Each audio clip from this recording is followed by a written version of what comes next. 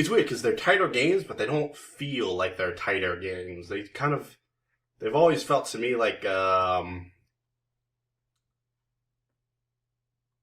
don't know, I guess it's just the only things in those games is there's so much like jumping on heads and the way the characters bounce when they do that. So what you're saying is the dongs aren't quite tight enough? I think they're tight enough, but there's too many parts. I guess, like, so much of the game is on this really tight platforming, and all the little things in the game where it's not tight are too glaringly obvious. Okay. And that doesn't sound like it should be a bad thing, but at the same time... So when the dong gets right in your face and you see how veiny it is, you just don't agree with it? Because, like, a Mario game, like, you have a little lee room to, Oh, by the way, we're recording. Yeah, I can see that. You keep trying to, like, surprise me, and it's not going to work. It will someday. It will someday. I'm just gonna start up not knowing. Yeah, no. Yes, you will. As long as the screen is, like, right in front of me, it never will. Well, I'm gonna wait till you have to go somewhere and do something. I feel like if I was somewhere doing something, I wouldn't be here recording. Yeah, well, whatever, dude. Odd logic. But anyways, yeah, for me, like, I guess the jumps, like, you have, like, 2 pixels at the edge of the screen you have to be on to hit your jump. And that kind of extreme tightness never really meshed well to me. Like, there wasn't enough forgiveness. He says, and he just bought Wonderful 101. Wonderful 101, I've been playing, Bayonetta. I don't know, like... You're complaining about having not enough forgiving room, and you're playing 2 platinum games. Yeah, no, like, don't get me wrong, I love games that, have a nice difficulty ceiling, but there comes a limit between, like, good difficulty and just bullshit. And I think Donkey Kong Countries have a bit too much bullshit. Also known as the SMT line. The SMT line. I don't know, SMTs you can always grind a little bit more. Yeah, that's true, but even if you're completely, like, maxed over leveled, you get one... Like, the enemy jumps you, and they hit your elemental weakness, and and the rest of your party's killed, and it's just you. Well, that's sort of one of those things, like, you can mitigate that to a reasonable enough degree that shouldn't be something that happens every 10 seconds. Like, that might happen once during your playthrough, and then you're like, oh, whatever, that was a really bad RNG. Oh... Not just that, but it's more of a... I've never seen anybody react like that to a total party wipe to something that stupid, though. It's more of a motherfucker! I don't get... When I play SMTs, I don't get too many total party wipes. I guess I'm just sort of... Like, I see this combat system, I see, alright, I need a certain character that at least has, 1 no physical, or, Oh, so what you're saying is, at this point in the emotional abuse relationship that is you and Atlas games, you can come prepared? I can come prepared. Yeah, I have my rape guard on. Yeah, they make those, right? I know all about the rape guards. Those are those scary looking. I don't know why you'd put one in. Wait, how do you take it out? I don't rape people, so I have no idea how. I just know, apparently, they will do terrible things... To your junk. So what did you do this week, Steven? What did I do this week? Or last week as well, for Halloween. Yeah, because it was 2 weeks. We took off for Halloween, so we could get fat on candy, and I did get some candy in me. I noticed you still have a bowl. That's more than we can say. Yes. How many trick-or-treaters did you get? I wasn't at the house when the trick-or-treaters came by. Someone else was here giving the candies. I was with friends, being friends. Doing stuff. being all spooky and shit. Spoopy? Spooky and shit. Too spooky for you? Too spooky for me. Well, no, I kind of wanted to, like, in the realm, grab a spooky game to play, but I couldn't find a spooky game to play that wasn't terrible. There haven't been, like, a whole lot of really good horror. Like, there's PT that came out, but I don't have a PS4. Let's see. Let me think. Good spooky game. There were a couple of good indie games. You didn't do the Five Nights at Freddy's? That game was just jump scares. Like, I know a lot about, like, I did my research. I didn't want to pay money for something that was just going to be a big letdown. Like, even on the indies, I've always been someone who I will not spend money unless I have a reasonable enough. You could always do Outlast again. Yeah, I've kind of gotten bored of that kind of, You've gotten bored of the indie horror? I've gotten bored of hiding under a table for 10 hours and then moving 2 feet and hiding under a table for 2 hours and then just randomly dying. And it's like, oh, he found me. Too much like real life then? Gotta reset. Well, like if it was real life, I would be actually scared shitless because I don't have a reset button. But on games, like, it happens like, oh, he got me. There's my jump scare. So you're 2 hours wasted. Alien Isolation was, I've just heard bad things about Alien Isolation. You're kidding. Yeah. Like what?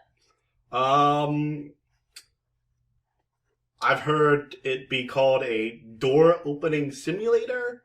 Just because none of the objectives really have a whole lot of meaning and weight. So you hide for the alien, and from what I've heard, the alien is a little too video gamey. He kind of shows up, he walks across the screen, and then he disappears. And then you have, the rest of the time to look for the door. As opposed to Colonial Marines, where the aliens were completely... Colonial Marines wasn't a game, so that's, like, not even on my radar. What I'm saying is, Alien Isolation is probably closer to what you're looking for. I don't know, it still seemed a lot like you just hide under the table for 30 minutes, the alien goes away, and then you go about your business. And from all the reviews I've seen, that's all that happens. It's kind of like, I don't want to do that as a video game. Well, that's why you have to play it for the first 2/3 of the way, and then you get the flamethrower. Well, like, to me it seems like, if they shrank Alien Isolation down to, now that's fair. 2 hours, maybe it would have been a good little experience, because I'd have 2 hours of fun, and I wouldn't, That's fair. That's fair enough. I've heard people say it was a bit long. A bit long. It didn't take after Portal and realize some games are better short. Well, what else did you do? I guess I started Bayonetta. Which one? The original Bayonetta. I got Bayonetta 2, which of course comes with Bayonetta 1 with all the cool little suits and all that. And I dipped my feet in that a little bit, but I haven't really been able to jump into it. I've been wanting to get a good time, just sit down with the game and really play it out. But from what little I played the first maybe 3 or 4 levels, missions, whatever you want to call them.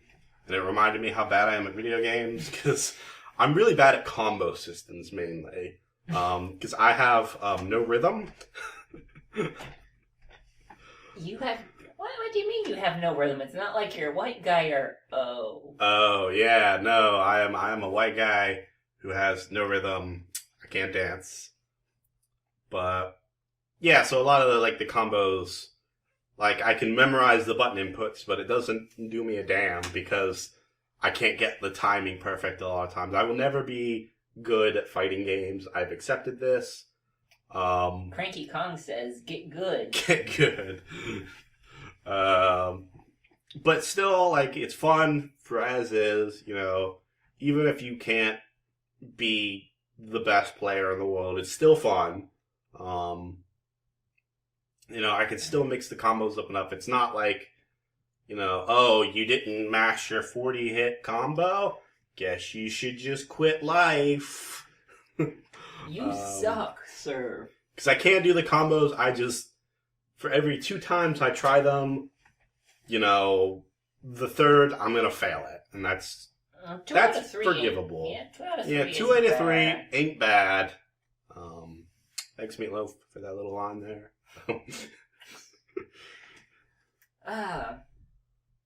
But yeah. Do you watch anything? I watched an American television program. This is big news. I know. I normally am You're not. normally a weeaboo? Yeah, I normally don't watch a whole lot of American television because I hate how the whole culture around American television is to try and create the one series that's going to last 4 million seasons. Like, no one is content with having 2 really good seasons. Or just Stephen King was. Yeah, well, there are always going to be outliers to this. Point. But the outliers are too far and in between that most of the time when a show comes on, I'll watch like the first season and then I don't watch anymore because I assume it ended there and people were smart. So what did you watch? But I watched Constantine. Really? Yes. So I watched the first 2 episodes of that. How do they pronounce it in the show? It's not. They don't pronounce it Constantine. How do they pronounce it in the show? I think they just say Constantine. No, they say something weird. They say like Constantine. They say it with the British accent, but that's about it.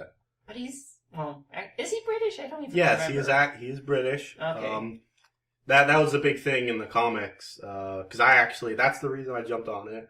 I read a lot of the old Hellblazers when I was younger. I kind of went through.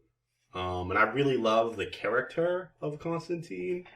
Because if you don't know who he is this douchebag of a hero. Is there any other Titan nowadays? Well, this is back in like the 80s where Superman... so everybody was a douchebag back then. Well, no, this is still in the time where Superman always won. He was like, I'm going to save the day. It wasn't until the 90s where they started making everyone edgy. So this is pre-90s, where heroes were still, comic booky. I disagree with you there, but we'll get into that. Yeah, that's fine. And I think it was I don't actually, have the list of when it came out. Because obviously I wasn't even probably alive when these came out. But I remember reading them. And he's a really well-written sort of anti-hero. Did you see the movie? The Keanu Reeves movie? Keanu Team. Yeah, I remember I saw the Keanu Reeves movie. I actually kind of liked the Keanu Reeves movie. Just because they got the character down pretty well. It wasn't terrible. Yeah, it wasn't terrible is the best I can say about it. Yeah, it wasn't, but of course with comic book fans, it wasn't terrible isn't exactly... Yeah, well, like, I'm more willing to forgive a movie for, like, getting a couple things wrong. Like, with the new Superman movie, I'm going to get mad because Superman blew up 20 buildings and didn't even blink. Zod's neck real hard. Yeah, like those are all things that just are devoid of Superman's character. But I don't care if, like, in this version, Superman is, I don't know, jumps twice as high as he's supposed to or something like that. I don't care about that. Like, his spaceship was trans-dimensional portal instead of a quasi-micron laser beam. I don't care about that. I think you were closer the first time. Well, with comics, you never quite know. And you can send all the hate mail, too. But I love Constantine, because Constantine is really is a character-driven kind of thing. Did you ever read Sandman? Sandman. I did. I really liked Sandman. And did you read the Swamp Thing that Constantine spun off of? I have not actually read, like, the original Swamp Thing where Constantine... The Alan Moore Swamp Thing, not the original one. Yeah, I know what you're talking about. Yeah, no, I never got into Swamp Thing. But I did get into Constantine, just because I love the way a lot of his stories... He was a magician, but he never used magic, pretty much. Okay. Like, it was always kind of dubious whether or not he was actually doing magic most of the time. Because a lot of this could be kind of, he was a con man. That was kind of his thing. Okay. Like, rather than being, the powerful magician or anything, he was the man who conned the devil. Like, one of his greatest stories was he was a chain smoker and he got, like, lung cancer and he was about to die. And obviously, because he was a douchewag, he's going to hell, right? Yeah. So, to buy himself some extra time, he made a deal with 3 different, like, demon lords. Mm-hmm. They could all get his soul if they did, like, one thing. And so, right as he was dying, all 3 demon lords showed up, and they were like, so who gets his soul here? And they all started bickering over his soul, and they decided together, rather than take his soul, we are going to cure him of cancer, so he has a second chance, and then we'll get it later. And that's how he cured his cancer. Okay, then. So that's kind of Constantine in a nutshell. He doesn't really solve his problems with super magic or whatever. He just kind of, like, tricks people into doing what he wants them to, and he gets all his friends killed. That's another big thing. Getting called on for a favor by Constantine is practically a death sentence. Because every arc he calls in a friend's like, hey man, I need you to, like, hack some computer somewhere. And inevitably, the demon that he's trying to fight kills his friend. It sucks out his soul through his eyeballs or something. Yeah. Or, like, he gets his friend in a situation where, it's never, like, on purpose. Like, he's never like, hey, go over there, knowing full well, like, he's the bait for the demon. Of course it's never on purpose. It's never on purpose, more or less, but he's always, like, bringing normal people into situations where he shouldn't, and that's going to get them killed. And he's always kind of messing with powers a little above him, and he gets away, but nobody else does. So, how was the show? But yeah, let's actually talk about. Yeah, let's actually talk about the show. Let's actually talk about the show. I was actually kind of walking into this expecting to, really get my nerd rage on and hate it, and it wasn't terrible. Wasn't terrible than the movie, or less wasn't terrible? I don't know, like, they actually, like, went and they made him British. Always a good start. They don't have him, like, smoking a pack in every scene. Obviously they don't have a lot of, his British isms that he used to, but that's for obvious reasons. Like, in the actual comic book, he referred to cigarettes as fags, and, like, every other dialogue from him was like, hey man, you got a fag I can borrow?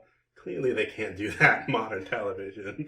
Well, it'd be funny if he was actually borrowing fags, like, okay, I need to borrow you, and I need to borrow you, and I'll borrow you on a time basis, but I'm not sure. I need to retune my Gengar. Yeah. And, like, another thing, Constantine was, because they were in the vertical line, they had a lot more sex and violence. Sax and violence. Sax and violence, yes. And this one, it was kind of toned down, and it felt very television-y. And I guess, like, the biggest complaint I had is the tone was completely wrong. Because Constantine, like, the comics, they were a lot more, everything was subtler. Like I said earlier, you weren't really sure if they were doing magic or not. Because magic wasn't, like, shooting fireballs. But here he's shooting fireballs? Casting spells. Instead, like, they got into a room and they lit some candles, and it was implied they were doing magic. Okay. And so, like, it was very kind of, like, between the lines. Like, there was a whole arc about how the world lines were destroying each other, and nobody else knew what was going on except for Constantine and somebody else in a room kind of, like, chanting and fixing it. And that's the kind of subtlety in the magic I liked. But in this one, they had the demon, the person with, like, the demon eyes. And he's like, I will suck the soul. And they, like, the darkened voice. Yeah. They had, like, an electrical cord waggle around and stab someone. It's like, come on, man. I've actually seen a lot of electrical cord murders recently. Yeah, so I was a little disappointed in that. You know, it kind of felt like they were trying to force like a love interest when Constantine was one of those characters who he's sort of like a Batman. Love interests really don't matter. They come and they go, and sometimes they're dudes. Whatever. And all the time they die. That was another thing. All the time they die. Do not date this man. You'll either end up insane or more likely in a pine box. Yeah. But you know, I didn't hate it. I don't think I'd keep watching it though.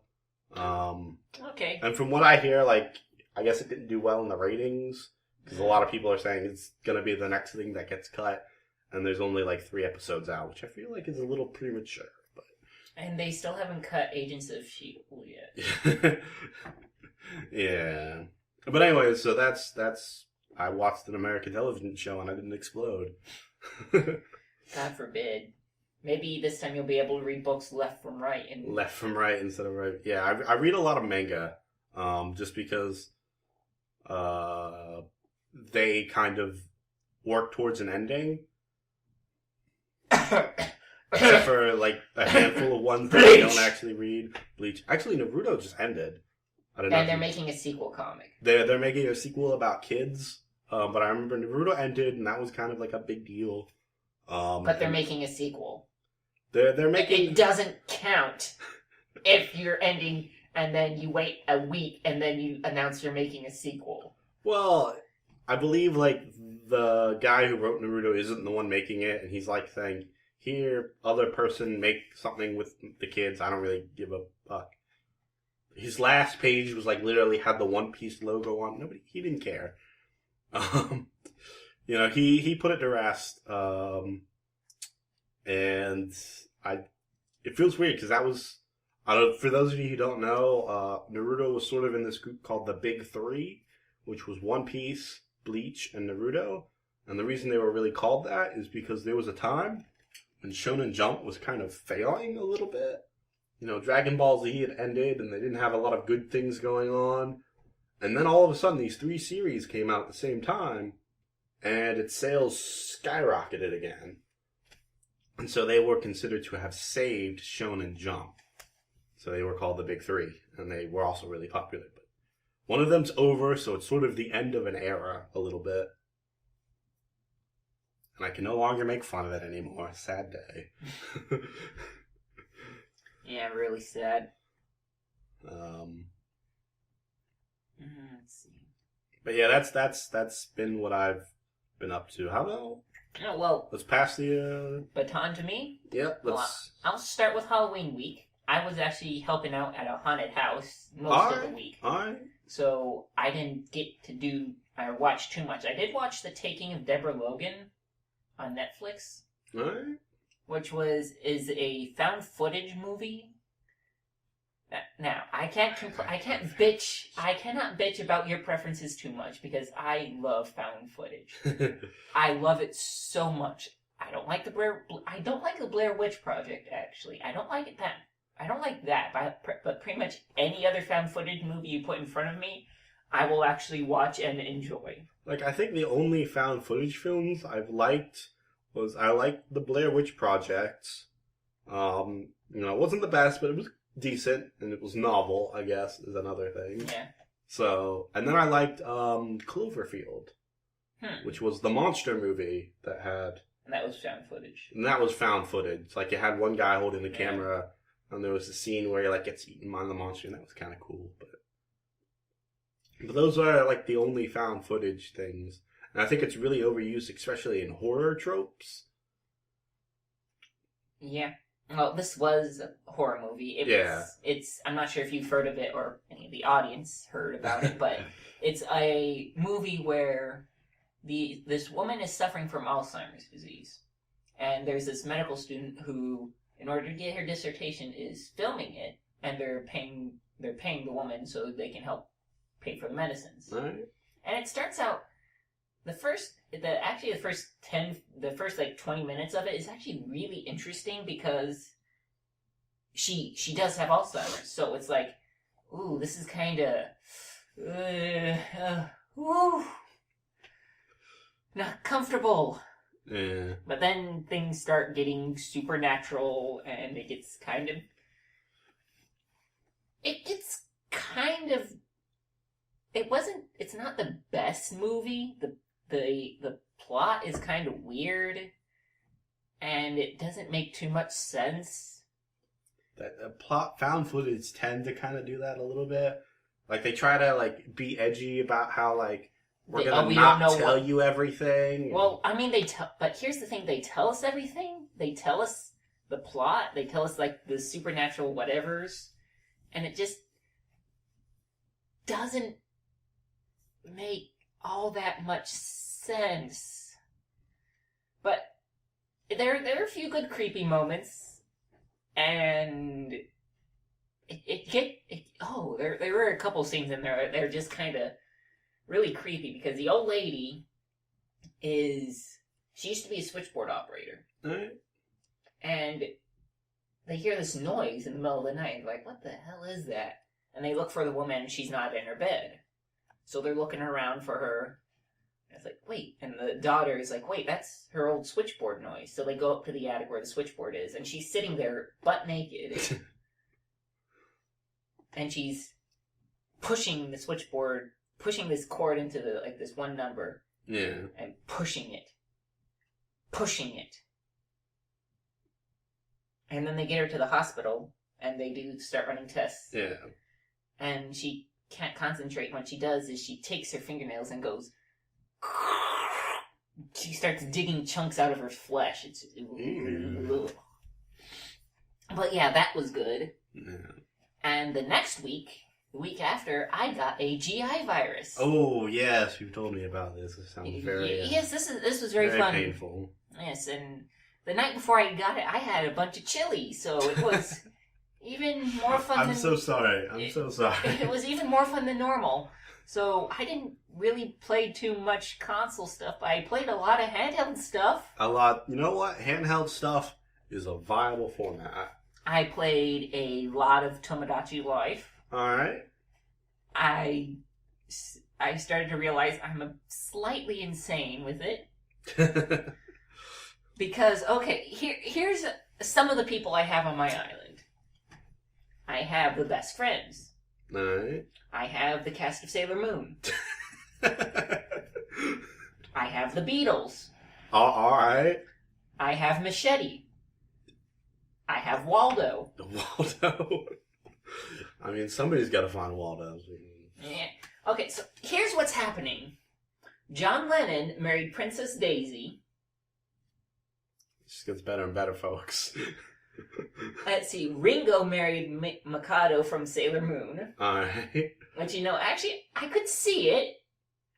I feel like one of them is a real character and one of them is not. Well, having trouble seeing it. Let's see. Let's see. What else? Sailor Moon actually married Matt from the Best Friends. Congratulations. Yeah. Like, I feel like he would be happy about that. And, I also have the Persona 4 cast. Not the Persona 3, just the Persona 4? Just Persona 4 for like right now. The Persona 3 were too serious, so it had to be the Scooby-Doo crew, right? Well, I like Persona 4 more, so I added them first. Alright. And I wanted my little me character to get with Chie, but no. He had to be with Rize. Not. Can't even get who you want in the game. No, Rize just had to date Paul McCartney. That's actually funny. I don't know. To me, like, I looked at Tomodachi Life, and I was kind of like, well, I still have my copy of Animal Crossing just sitting there. I really don't feel like I want more life simulators. Well, I didn't get Animal Crossing, so I don't know. Like, if I had to choose between the two, I've always been kind of partial to Animal Crossing. Well, to be fair, Animal Crossing is the better game, to be perfectly honest. Because, like, Tomodachi Life, it looked like its whole pitch was, like, you can make Miis of important people and watch them be goofy. Well, yes, but it's very much a niche type of game. It's like, no, okay. Well, Life Sims have always kind of been a niche thing. Like, there have been The Sims, which was big, and so people kind of didn't care anymore. Of it. Like, it was nice when it first showed up, and you could, watch your made-up characters sleep in the same bed and poop. And then people kind of got over it. I actually want to play The Sims again.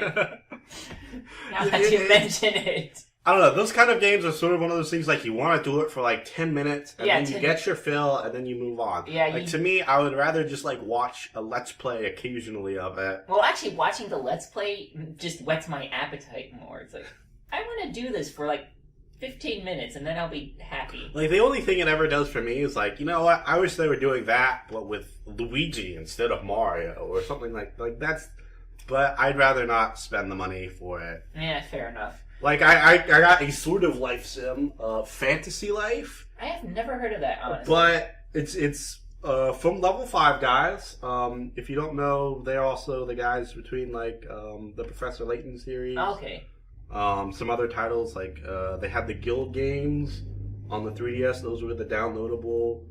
The Crimson Shroud was one of them. I'm trying to remember some of the other ones, but I can't. I don't know. They were all really good games, mind you. For the $5 range. But it's basically, it's the life sim, but of an RPG character, kind of. So like Rune Factory or something like that? Yeah, but there's no farming. So it's like they took the Rune Factory kind of thing, from what I could tell, because I haven't actually opened up and played it. I was just giving. I can tell because there's still shrink wrap on it. Yeah, I just bought this like a couple hours ago. Target had a sale on games where I am. Oh, it was buy two get one, which really, because video games don't normally go on sale unless it's like Steam or downloadable type things. Mm-hmm. So you took advantage of it. So it's really weird now because for those of you who don't know, way back in the day, Nintendo had this thing where they tried to undersell a lot of their games to try to build a market share, which is something that's kind of illegal to do. And, the government stepped in, and they kind of mandated a little bit the price of what games needed to be. And for the longest time, video games couldn't really go on sale because of that. And now, like, they could only really get, like, hard price cuts. And the only way to get, like, a sale game is, used. Yeah, used and, waiting for a game to finally hit the bargain games. And typically good games never hit the bargain bins. Not until, like, the console lifespan is dead, and that's too late at that point. For me anyways, a lot of times. Yeah. Because, like, I'm not going to buy a console and then sit there for 7 years until all of its games hit the bargain bin. I will. That's how I got a PS3. So I just bought my NES. I don't know. Like, retro gaming it's actually getting bigger now. But there's the point between retro gaming and you just can't afford. Well, like, a lot of those old retro games are still at their main price tag just because not a whole lot of copies were made, and a larger number of copies have just disappeared over the years. Mm-hmm. So, like, there are a lot of old games that still have the price tags they had from way back. And there are some games that just have, like, gone up in value. Like, I remember I wanted to play the Dot Hat games. And so I, like, went on all the Googles and the Amazons trying to find them. The eBays. Yeah, and apparently to get a new copy of one of the original Dot Hat games, they're all like $100 right now. And then and a lot of, like, JRPGs are kind of like that because they have small print runs. Yeah. Unless you're Final Fantasy, in which case you can wallpaper your room with all the copies of Lightning Returns that didn't sell. Yeah. Speaking of JRPGs, I also beat, well, not really JRPG, but I beat Fire Emblem Awakening. Oh, finally. you finally beat Fire Emblem Awakening. I do this with games. I will play them 2/3 of the way there. I will be like on the last mission, and then I will stop, and I will never, I had a friend who would do that. He would get up to the last boss, but he wouldn't beat the last boss because in his mind, he had done enough. I always do this with games, especially RPGs. I'm really bad with it with RPGs. I'll get to the last couple of missions, and I will stop, and I will never come back. And by the time I get interested again, I have forgotten completely everything I knew, so I have to start over. I don't know. I guess that's this is a topic I actually wanted to have us jump into. And this is the best segue. Video games length, because we talked about this a little bit earlier. We talked about Alien Isolation, and it's a weird concept. A lot of people are gonna not like me for saying this, but are video games too long? Because there are a lot of games out there that really don't need to be 100-hour epics, but the industry as a whole kind of hates when a game comes out and it's only 5 hours long, as if that's a bad thing. Well, you also have to look at the price point there. And then that brings it to the next point. People kind of see, I don't want to spend $60 for a 5-hour game.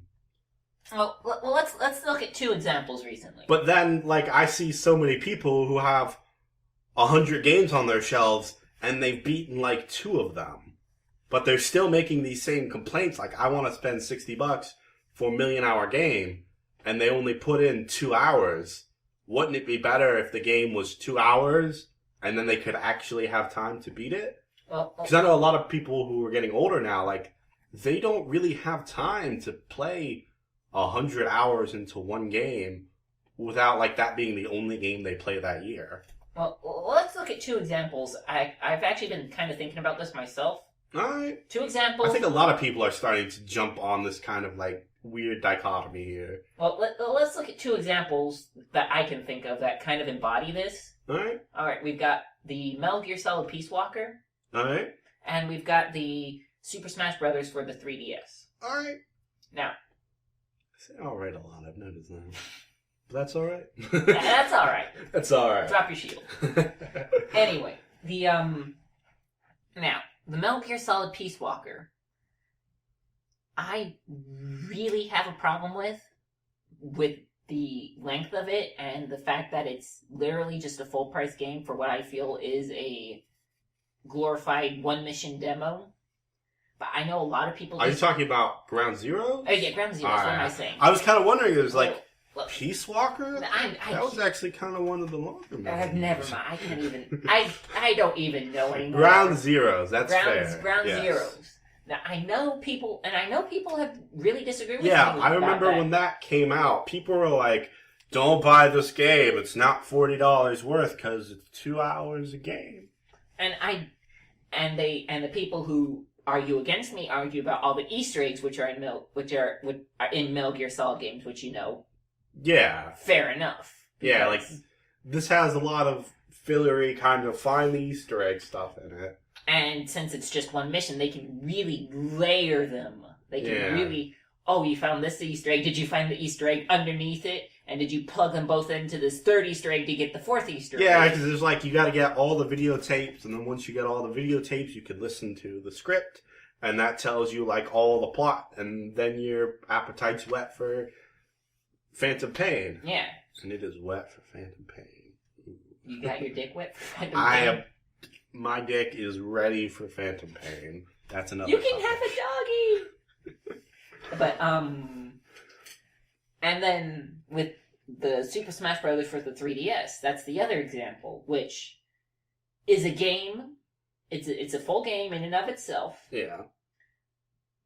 But it's not the right console. It's not even the right format. Yeah, I get what you're saying. There's this 3DS, which almost feels like the demo for the Wii U version that's going to Exactly, because the 3DS version has a hell of a lot less content than... Yeah, because I already know, like, when the 3DS, or when the Wii U version, I'm going to take the 3DS version, I'm going to shit it in the shelf, and the only thing I'm really going to care about is, make sure I register that code from you two. Exactly. So, those are the two games that I feel like kind of embody my position of you shouldn't, if you're going to make a AAA game now, you need to make it at least 6 or 7 hours, because otherwise I don't feel like I'm getting my money's worth, and I'm just not going to buy your game to begin with. Yeah. Well, I think in both of those cases, those were a bit too demo-y, and they were both games that were sort of holding over for another game. Yeah. Metal Gear Solid 5 Ground Zeroes is a holdover for Metal Gear Solid 5 Phantom Pain. The 3DS version is obviously to kind of get us amped about the Wii U version. But then I look at, like, some other games where, like, when I compare, say I look at, like, one of the Final Fantasy games. You can do this for pretty much any of them, and you look at how long it takes to kind of beat one of those games, even without spending a whole lot of time on side quests, it's still like 48 hours. Well, more than that for some of them.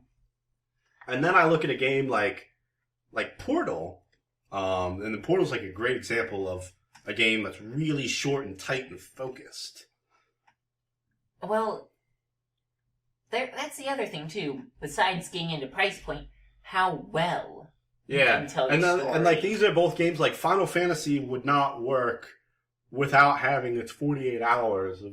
And it depends on the Final Fantasy, because it could probably cut a couple hours out of that for mindless grinding, but it's still, those games don't work unless they're really long and epic. Well, like, for example, Final Fantasy VI, it doesn't matter how long the game actually is, because you never feel like you're just grinding, because the story is so involving and so engaged, and it's so good. Yeah, because like those stories really work off, starting small and working your way up and really working your way. Not even that and like there's so many things you can do. Because like another example I want to throw out there is a game like Skyrim. Because like if you just do the main quest, you can beat that game in like 2 hours. It's really fast. Probably a little more than that, but then there's all this other stuff you can do and get lost and explore and doing all that. Well, it's not even that, because Skyrim's story is kind of lean. Well, I don't like Skyrim, but it's kind of an example. Like you could pick like a Morrowind or something else that better. Where they have like a really quick main story, but a whole lot of extras. Like, do you mean like Metal Gear Solid that we were just talking about? Well, like I kind of moved that to the side because that is a tech demo, all right. But like there are other full games. One I just played, Hyrule Warriors. Hyrule Warriors has kind of like a 13 mission story, and you could get that done in like 6.5 hours maybe. And then it has an adventure mode that's 400 hours long. And I could cut the adventure mode off and be better, but that's besides the... but like there's all this extra stuff you could do, and I kind of wonder like, did the game need all this extra 400 hours? Like, I feel like I wonder like, did they put this in there just because they knew people were going to complain about a game not being long enough? Well... And I wonder if that's a good mindset for us as consumers to have. Well, it's like, the thing I was going for with Final Fantasy VI, I'm not sure if you played it. I've only played a little bit of it. But the experience of it is what... I think that's the better word. Not story, but the experience of it. Seeing the characters and seeing their little personal dramas play out. Yeah. Even if you're spending 40 hours on that, it doesn't... Like, watching Lord of the Rings, like watching, just 2 of the Lord of the Rings movies is something like 8 hours. Yeah, I think, because each one's like 3 hours. Yeah, so watching, like Fellowship and then, or Two Towers and Return of the King. Yeah, I think it's like 10.5 hours to watch all of them. So, on like tomorrow's. But yeah, like if you have 10.5 hours and you sit down and watch them, and then you're so engaged you don't notice the time slipping away, and that's what I feel like the really good games do. You'll sit down and you'll play them, and you'll be so involved, you'll be so engrossed, you don't care that it's 40, 60, 80, whatever, how many billion of hours you've spent wasted it. Yeah. Well, that's a lot of games like shove in extra filler that doesn't need to be there. But beyond that topic,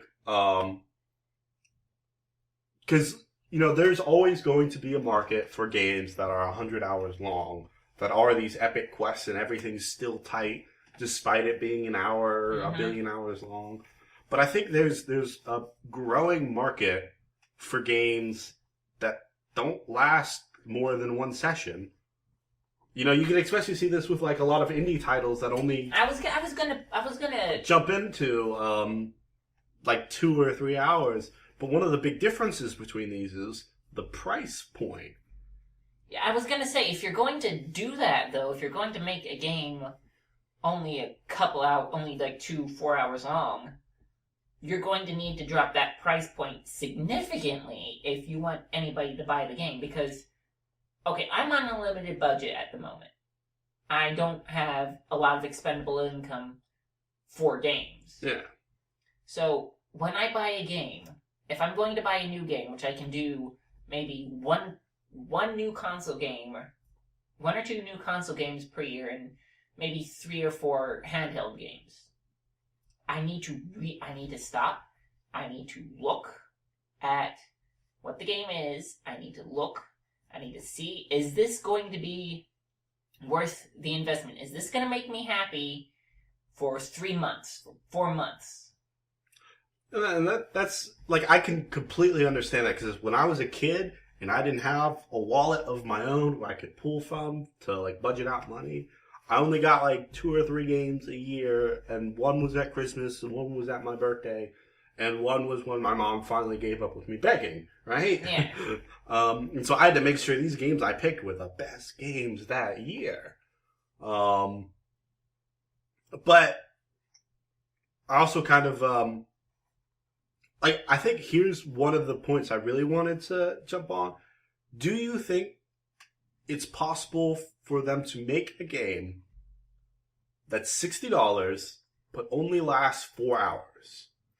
Do you think they could ever get your money? Like, this is the best 4 hours video gaming has. Do you think they could put it at a $60 price tag and sell? Like, could that ever be a market? For me personally, never. Never? Absolutely never. Even Portal had to be shipped with Team Fortress 2 and Half-Life. Because, like, I see that, and then I look at, like, some other mediums, like concert prices. If you want to see your favorite band for 8 hours, that's $100. 8 hours. Or however long concerts are. When was the last time you actually went to a concert? I don't know. The last time I went to a concert, it only lasts, like, 4 hours. So, okay, so why did you say 8 hours there? It's like, I was being generous. There's being generous, and then there's having somebody's vocal cords bleed. Good I was 8 being... hours for a concert. Yeah, look, but like you get the point. I was trying to be generous. How about a sports game, like a football game, which is like $100? Well, yeah, that's another thing. For maybe an hour and a half, 2 hours. Yeah, because like there's like maybe an hour playing, and there's another hour of setting up for the next play. I hate sports. I love sports, so.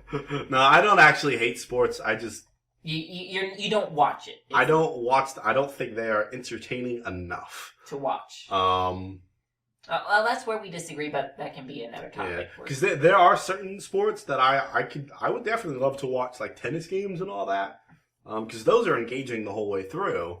But anyway, then there are games like football where it's a lot of stopping. We'll talk about that later, because I have a whole theory about that. This is not the football, tennis, whatever. But I don't know. Like I think I'm at a point where I would love to pay $60 for a game that only lasts 4 hours if it's the best damn 4 hours of my life. Well, you see, that's the thing. I think a lot of people are like me in saying, no, I don't care if it's the best 4 hours of my life. It's still only 4 hours, and I am not spending $60 on... Well, here's another thing that I want to jump out. Well, hold on. Because, no, I'm not going to deny you that. I'm not going to... I actually have an example to counter for that. Okay, look at streaming movies now and stuff like that, and like the Netflix and the Amazon Prime. Yeah. People aren't doing movie theaters anymore. People are saying, we aren't going to pay $30 to take a family to the movies. Well, that's because a lot of movies are really shitty too. Well, not even if they're really shitty, like Big Hero 6. Because I'm a big fan of the movie theater experience, if you will. But I don't think the movie theater experience is enough to save the latest B movie from Hollywood. Well, like Big Hero, like there's a lot of good movies coming out, like Interstellar or Big Hero 6. Those could be really excellent movies, but I am not spending $20 or $15 just on myself, by myself, to go see them.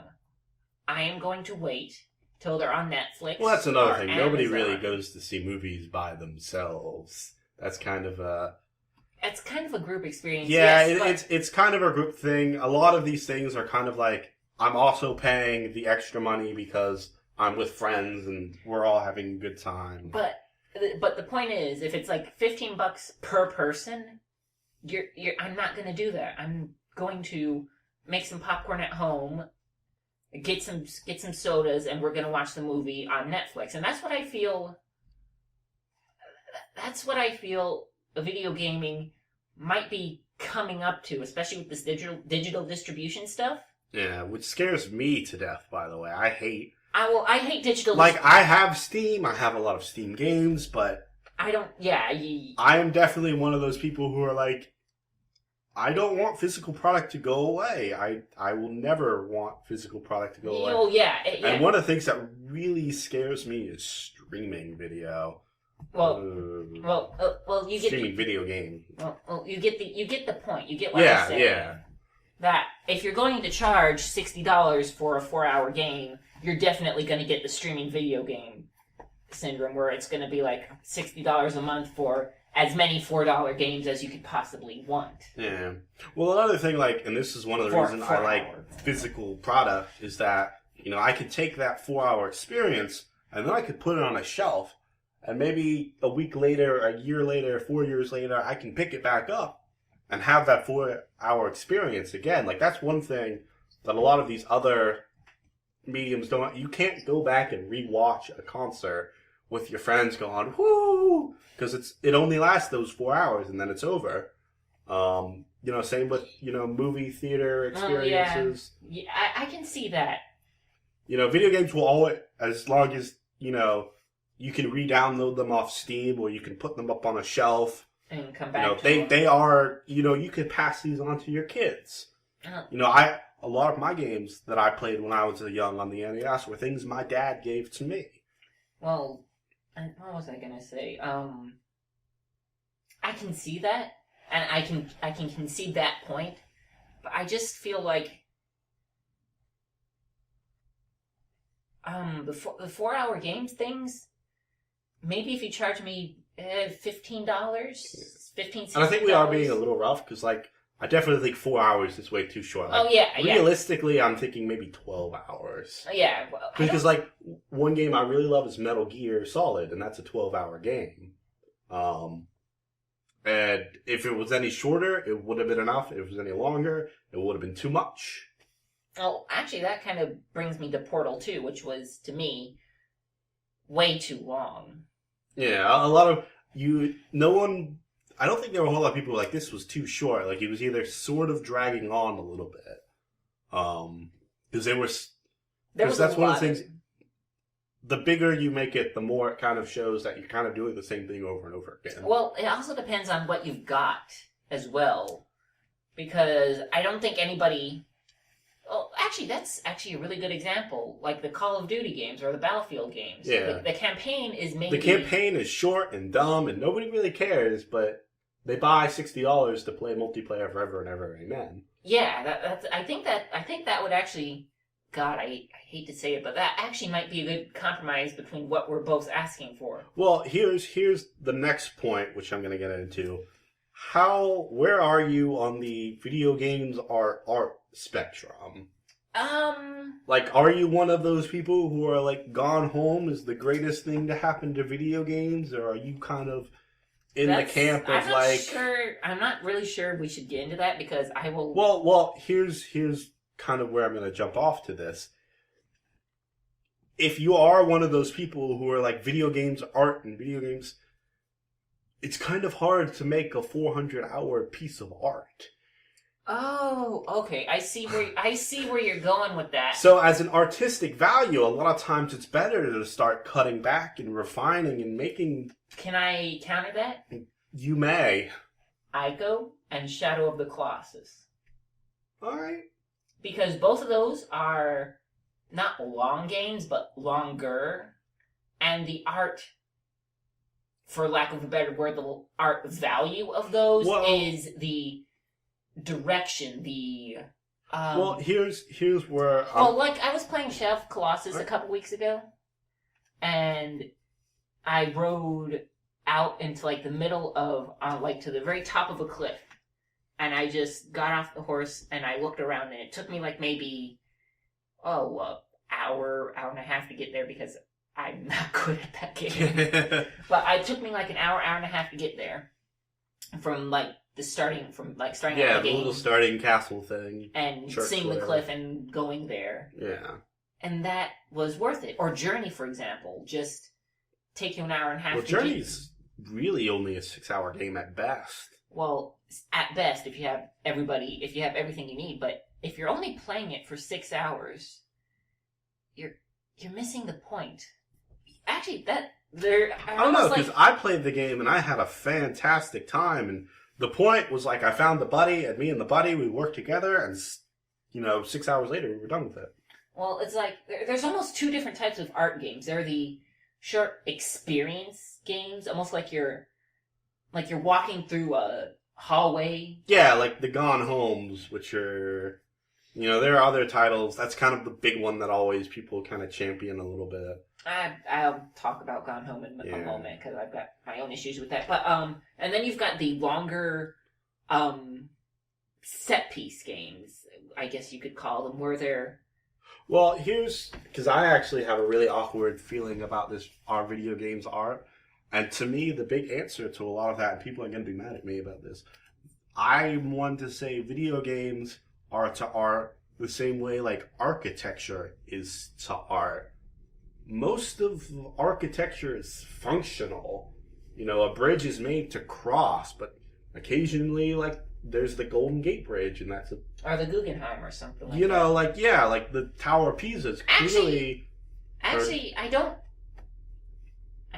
really don't disagree with that. Yeah, and there are a lot of games like the Super Mario Brothers games. Like, that's not art; it's culturally significant, but it's primarily functional. Yeah, it's primary, and there are tons of games like that. And occasionally, there will be these games that are strictly less functional, more art. Yeah, actually, that's I never really considered. And I often see them less as art, or like a video game, and more as an installation piece, if you know what those are. Yeah, I actually never seriously considered this. Yeah, I think video game, like the industry as a whole, has this kind of like art envy, and we're really like antsy to say, ooh, video games are art. You gotta accept they're art. If you don't say they're art, you're a bad person. And I feel like we should step away from that a little bit. Like, I'm fine with saying certain pieces can be and will be, but a lot of art, I'm really kind of to say, like, they have great art assets, but they aren't exactly art. Okay, yeah, I can agree with that. I can actually really agree with that. I don't think I can come up with anything to finish that. So yeah, actually, before I ever started this, I was gonna do like a big video on just that, but at the time I didn't have a nice mic. Okay. And and at some point I'd like to go back and do like a full video where I really flesh this argument out. But I actually really agree with that. Video games as architecture as opposed to art. Yeah. But I wonder... I'm surprised I actually... I'm sure someone out there can find like ways to debate it, but I think for me, like, this is a really solid argument. I haven't found too much to fight this. I'm surprised. I'd love to hear it, by the way. I'm surprised I haven't actually seen more like that topic. Well, that's like, I kind of hear... I think video games as a whole have this kind of art envy. We want them to be art. Well, I mean... Because then we can kind of put them in museums and say they have cultural value that may... Like, they have value, but the value doesn't need to be artistic.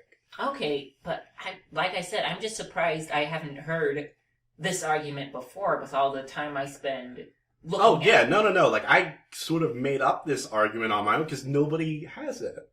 Like, I think the closest person to ever have this is the person people really like to hate, Robert Ebert, the movie. Roger Ebert? Yeah. Who actually posed this argument. Video games are more akin to sport than they are to art, in the way that, you know, a lot of video games are like a really nice chess set. You know, the chess set itself may be this grand, carved out, wooden, nice thing. Yeah. But chess, that doesn't make chess art. It's still a sport. Okay. And I sort of jumped from there to kind of like, I think that's kind of a little flawed because there definitely are games that are art.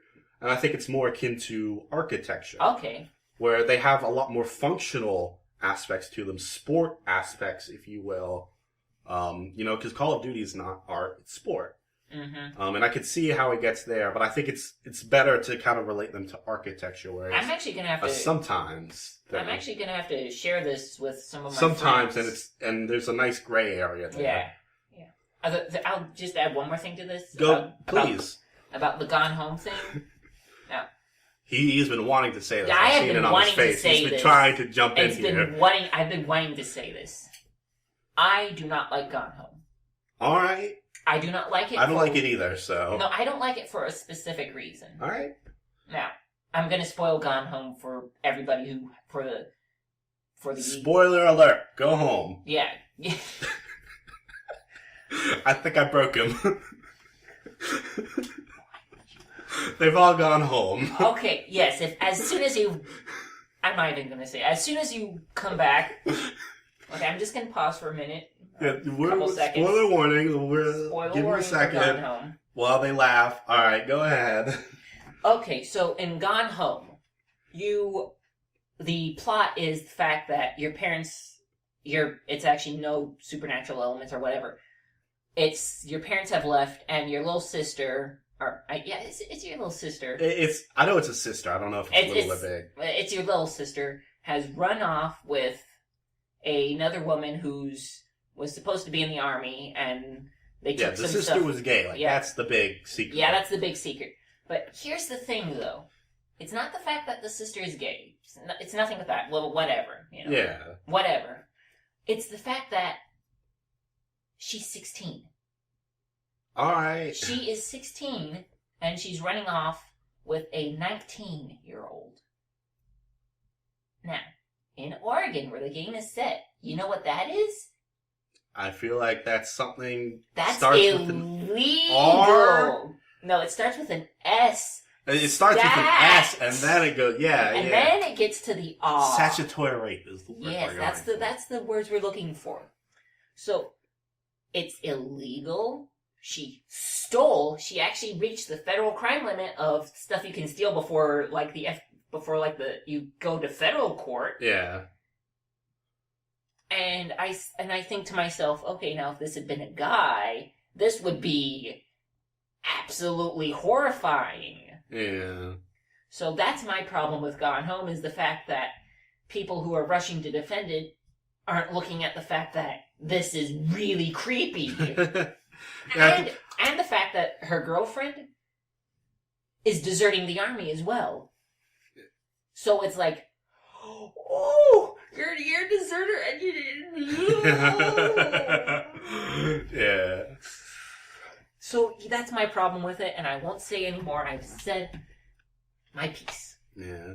Because that is a I will say for Gone Home, like, a lot of its arguments have to be based on what it's said and what it's read. You can't really make too many arguments about its functionality the same way you could, like, Mario's jumps are too tight, or Bayonetta's combos are too hard, or something like that. You can't say that about Gone Home.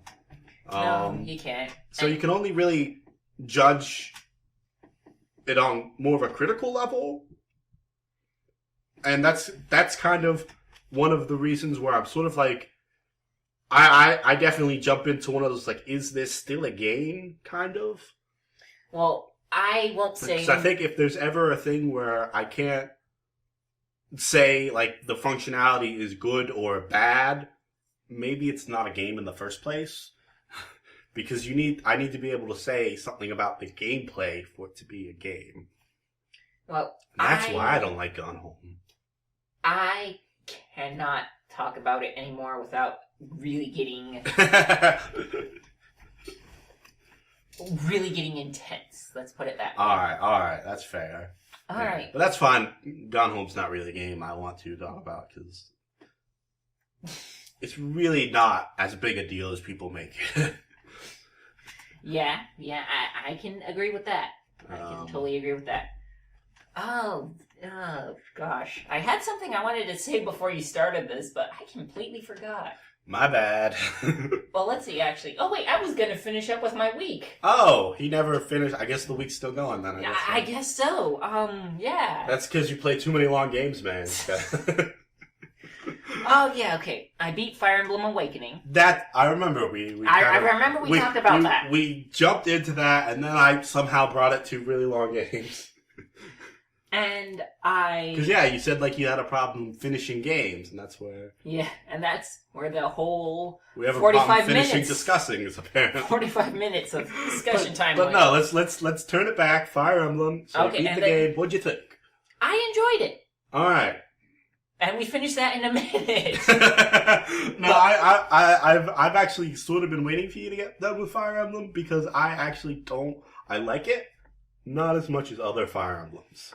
I actually enjoyed it more than the other Fire Emblems I have played. See, I felt it was so focused on this like relationship stuff that they kind of destroyed a lot of the other elements that I love about Fire Emblem, like really nice maps and caring about the weapon triangle and strategy. Well, you see, you're talking to the person whose favorite RPGs are like Persona 3 and 4. Yeah, like I'm definitely one of the people who kind of are like, this is waifu simulator. Yeah, one of the people who are like, some days I'm like, what would make Persona 4 better? If they just kind of got rid of the whole combat thing and just let me spend all my time with Yosuke.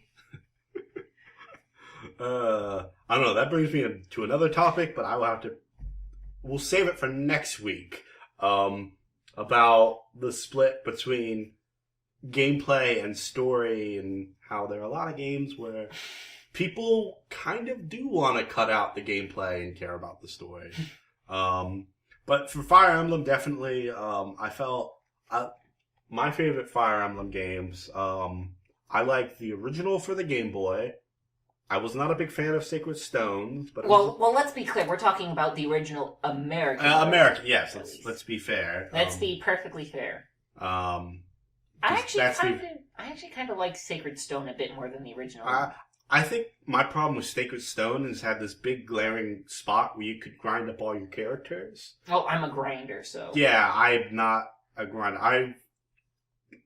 I think the game is nicely balanced enough without it that it kind of felt like that should have been something maybe they gave Endgame or had some kind of restriction to how often you could go and do it.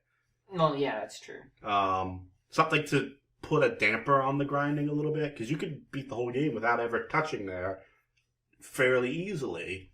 But I think my favorite Fire Emblems is the GameCube one with Ike, because that had some of the best like maps and characters as in like units. Okay. Not as in like actual characters. Well, that's a fair point with Fire Emblem. They do have really nice characters. But that's actually a fair point with Fire Emblem, in which the character classes themselves are Because, like, it's helpful when, like, it feels good trying to, like, pick, all right, I need a swordsman and an axe wielder, and I need to move my guy with an axe over here.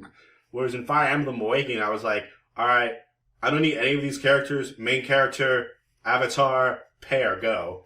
And you could beat every mission that way on hard mode. How about Lunatic Plus?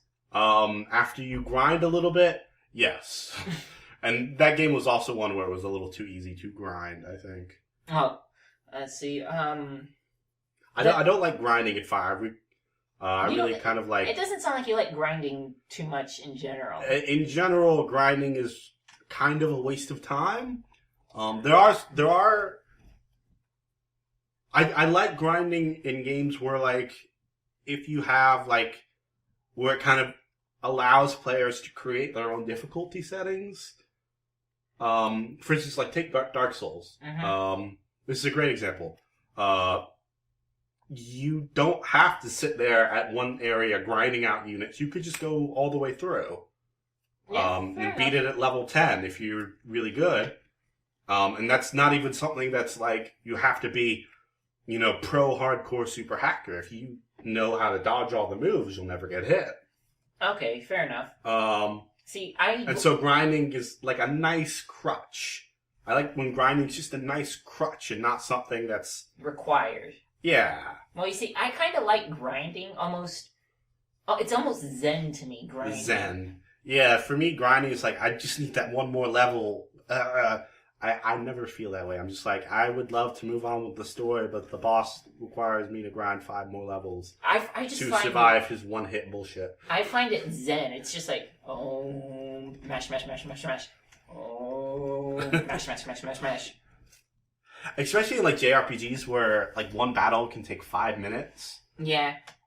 Like, one of the things I most applaud about, like, the Persona series is you can press triangle and the fight will happen itself. And a lot of Atlas games are like that. Yeah. So you can kind of... Because, like, they have an idea. Grinding sucks. Like, there are some games where it's, like, nice to have, like, the crutch there. And a lot of times I jump on the crutch, too. Yeah. But...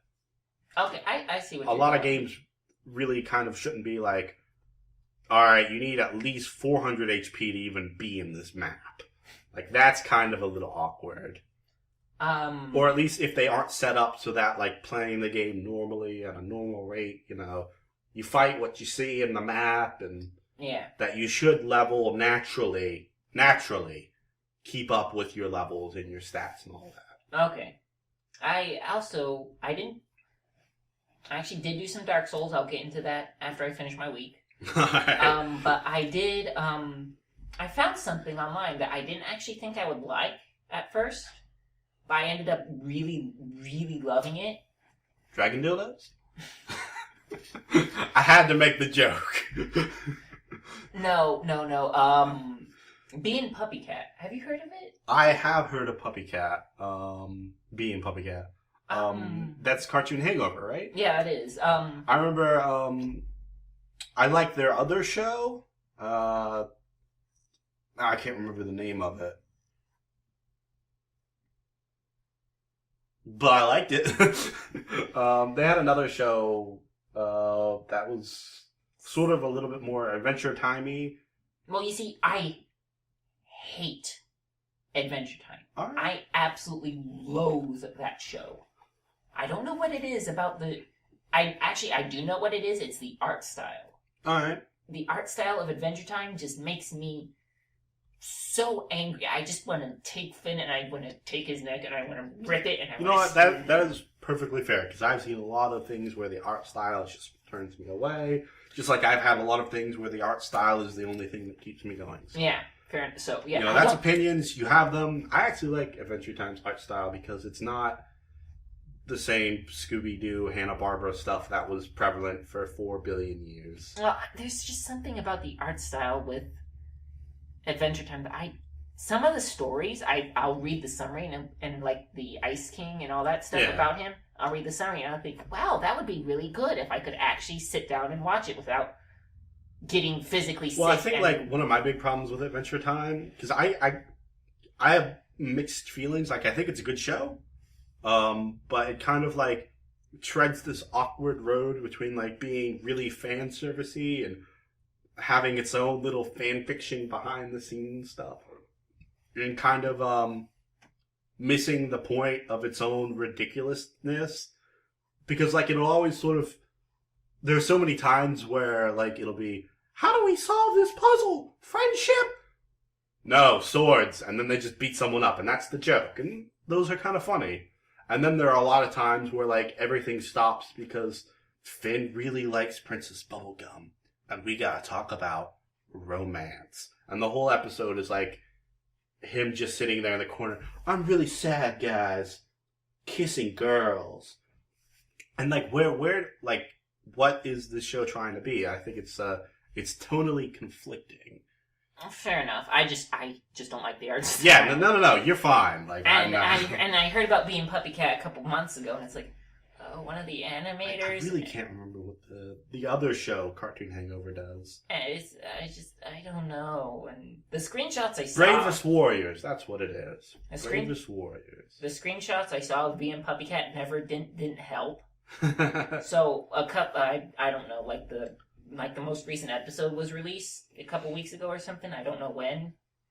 So it's like, oh, I guess I could watch it. And I watch it, and I actually really, really like it. And it's surprising how much I like it. And it's not just the story or whatever, which is, it's got that Adventure Time silliness, but instead of being like I heard somebody call it like a magical girls show, almost like Sailor Moon. Yeah. And I would agree with that, but it's like the Adventure Time kind of silliness about. Yeah, I think it's an American done version of a magical girl show. Like it dropped a lot of the Japaneseisms for the kind of American wacky poop jokey. That's exactly because what it is. Like American humor is poop jokes and fart jokes and. A lot more. Well, I don't know about that. I've seen some anime, dude. Yeah, well, and Japanese humor tends to always be the wacky man and the straight man. The reaction, like, I'm gonna go punch him in the face. You can't punch people in the face. Too late. And like that's they always tell you the joke, and Japanese people find that funnier. I think they could. Oh, the point is the animation, especially the animation, that those screenshots I saw. It has great animation. The way I want to call it is soft. Soft? It's almost like a really comfortable bed is the way I would describe the animation. So it's kind of comfy. It's a comfy, comfy, soft, flowing type of thing that I really like it. I really like it, and I'm surprised by myself. And now I'm disappointed because when I I like things. Now everyone's gonna think I'm a fraud. No, I like things. I feel that sometimes. No, I'm the Netflix person. I like things, and I want it now. No, I'm actually kind of the complete opposite. Like, if you give me the full season right in front of me, I'm just like, that's so much work. Whereas, like, I can watch 12 different anime shows currently airing at the same time. I want it now. So I'm kind of like, I like to watch an episode and be like, all right, next week. Well, with Being Puppy Cat, it's not a next week. It's next forever. Yeah, so. Yeah, I watched Bravest Warriors, and they were kind of like that back then. They'd have like a quick burst of like 2 or 3 episodes, and then fade off into the darkness. Yeah. So that's kind of my problem. The realm of the hiatus. Or like it's something that's really episodic that works better if you read it all at once. It's like webcomics especially have this problem where Girl Genius is the worst at it, where a lot of it is exposition, and if you're reading it all at once. Yeah, no, webcomics really have this problem where they're great if you just sit down and read them one at a time, but they haven't really understood that they are an episodic. They really haven't figured out their medium. Well, it's not a problem if like you. Yeah, so when you sit down and like read them all at once, it's great, but when you try to read them as a serial. As much as I dislike Homestuck, I kind of like what he did, where he took like a year off and he finished the comic, and now he's releasing it piece by piece. Yeah. I like that because I don't have to worry about, well, is he going to be able to finish it? No, it's already all finished. He's just releasing it piecemeal. So yeah. I don't have to worry about delays or something. So that's kind of my problem. I want it now. I want it all now. But yeah, I really... That's how I don't know. The only things that I'm really like, I want it now, are Metal Gear Solid 5, The Phantom Pain. Like, I'm getting to the threshold where, like, if they take any longer, it's like, okay, I'm just gonna be like, when it comes out.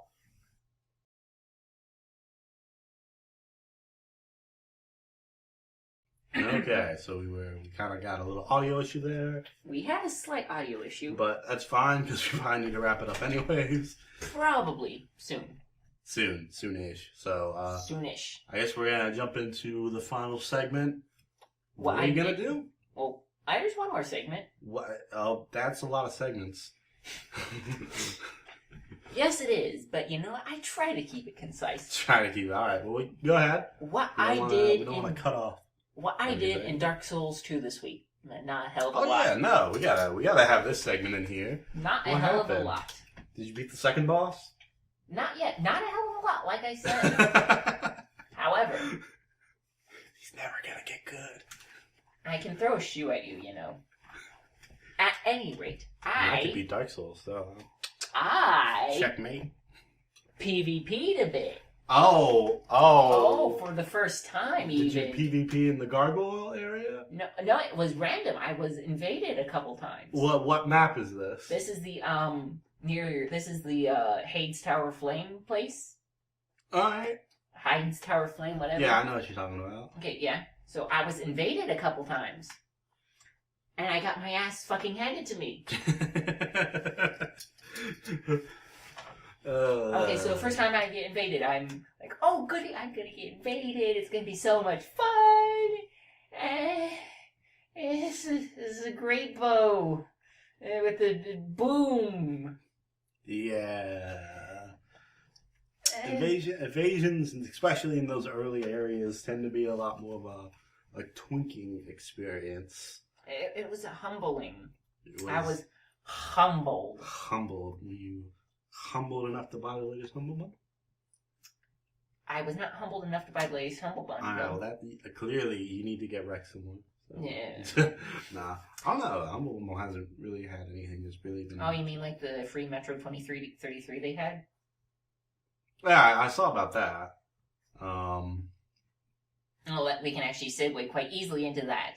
Because that's what I hope to do next week. That sounds like a good plan. Dark Souls, more. He's gonna get like one more. I'm actually going to He's gonna start the game. He's gonna walk off the edge, and then next week I'm gonna tell him to get good. So. Oh yeah, that's same thing we do. Same thing we do every week, Pinky. I'm going to try to play some Metro. I'm going to try to play some MMOs now that I'm not. Constantly on the toilet. Which, given some people's opinion, that's exactly what MMOs are. That's the camp I'm in most of the time. Oh, fuck you too. And maybe actually even play some Payday 2. Alright. What are you going to do with your week, good sir? Well... Possibly... I have 3 games here that I've literally just bought. Possibly play some Wonderful 101. So yes, I have the Wonderful 101. I have Bravely Default, and I have Fantasy Life here, which we talked about. So, which we kind of briefly. I still really don't know what the game's completely about, but Level 5 made it, and I trust those guys enough. So, sort of like I trust Platinum enough with Wonderful 101 here. And on top of that, I'm gonna watch some of your Japanese animes. I'm always gonna be watching my Japanese animpoos, my Chinese cartoons, your Korean something that begins with K. There's nothing. Kaleidoscopes. There we go. He did it, folks. Give him a hand, everybody. Yay! I didn't think it was done. I didn't think he could. He did it. Congratulations. Yay! What do I win? You were congratulated. Oh. It's the end of Neon Genesis Evangelion. Everyone is actually Tang. Congratulations! Congratulations. I actually really like that scene, though. It's not a bad scene. Like, I hate everything else about the anime up until that point. But, like, the last 2 episodes, I love Neon Genesis, but... They should have gone for... That's how Twin Peaks should have ended. Just straight... Congratulations. Congratulations. I don't know. But, so, I'm probably not going to be watching any more Constantine.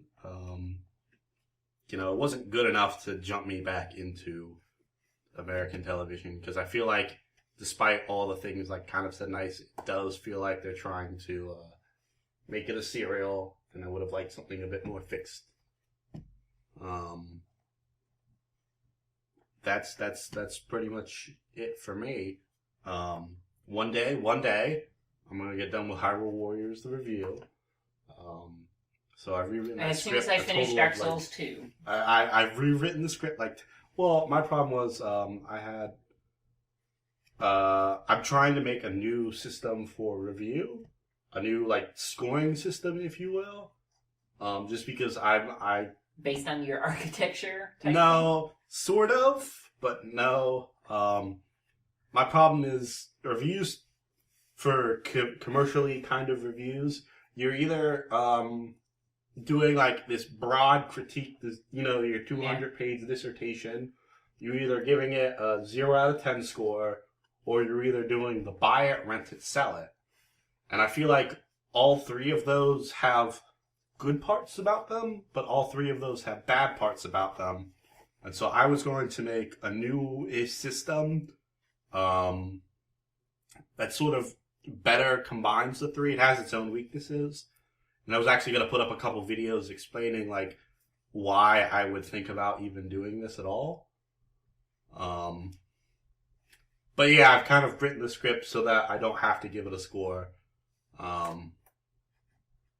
That's kind of one reason, among the fact that I still have no idea what I'm doing. That I haven't got that done yet. Alright, so we can expect it at some point in the future after the sun goes out. Yes, I'm still waiting for the sun to get a little bigger until it's got to at least consume Earth before the radio waves are effective in my review will be done then. In my because my equipment requires at least the apocalypse before it's at maximum settings, right? Yeah, of course. Oh, that actually reminds me. I did one more thing with my week. Oh my gosh! This is the longest segment on the planet. He said he did nothing this week.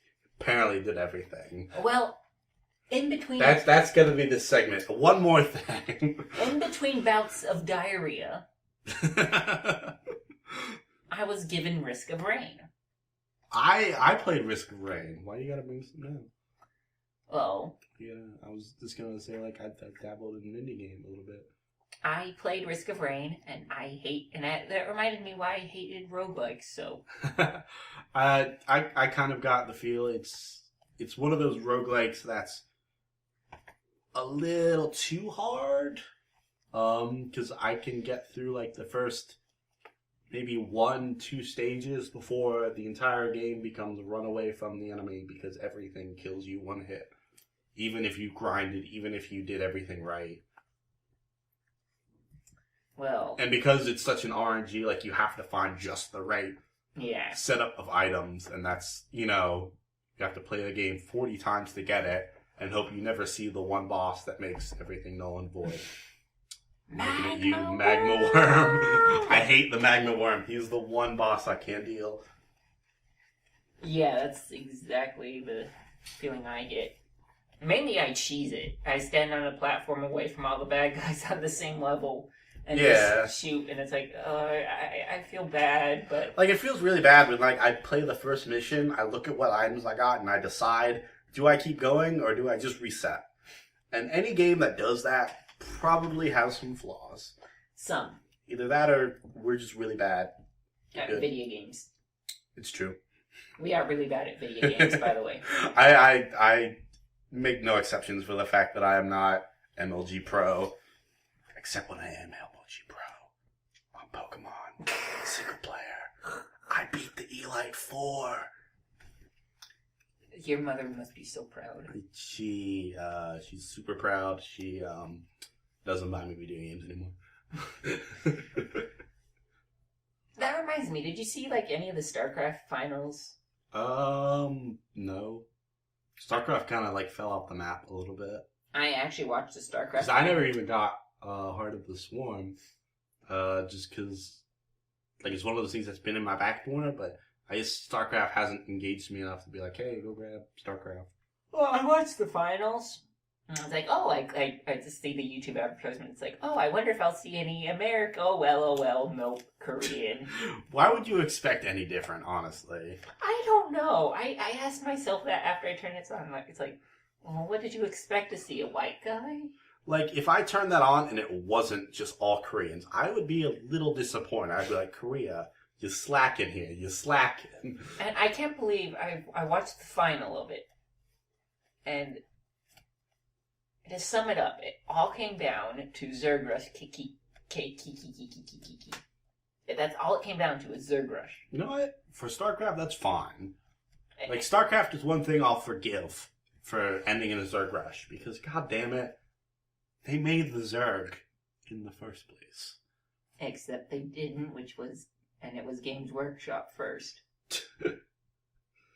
But yeah, so that's what's coming up next for us. And what are we going to do next week on the podcast? What are we going to do next week? We're going to show up again and then pretend like we play video games. Because apparently we don't. Oh, actually, I did have something I wanted to discuss next week.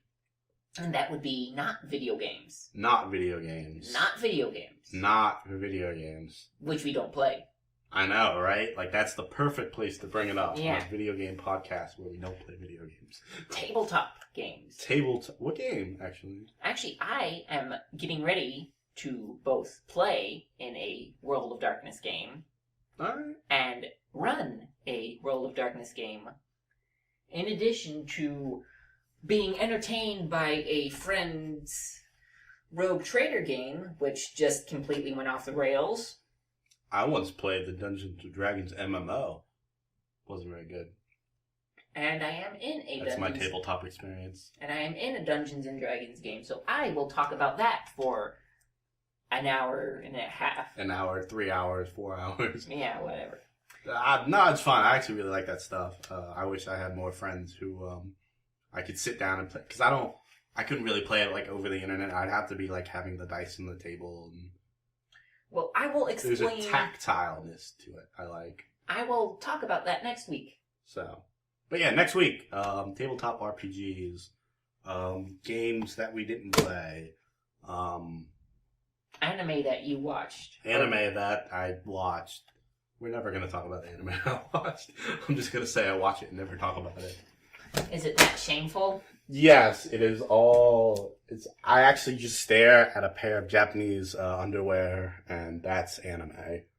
Did you get it from the vending machine? Yes, straight from I had it mail ordered. I was like www.japan.com, and that's all they sold. Just straight panties. Straight striped underwear used. Classy. Stay classy, guys.